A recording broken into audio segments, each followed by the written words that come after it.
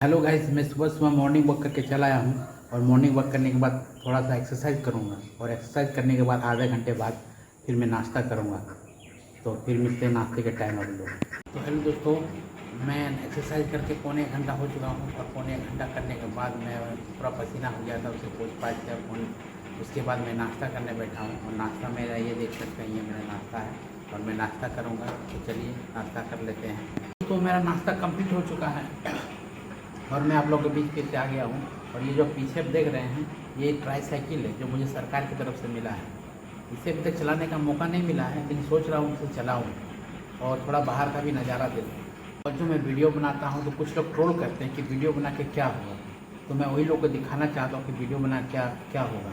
तो दोस्तों, इस वीडियो को हो सके ज़्यादा से ज़्यादा आप लोग शेयर कीजिए, थोड़ा सपोर्ट करिए। और मैं सभी लोग को दिखाना चाहता हूँ कि वीडियो बना कर होता क्या है। तो अपना मेरा ये ब्लॉग आप लोग कैसा लगा ज़रूर कमेंट में बताना। Okay bye.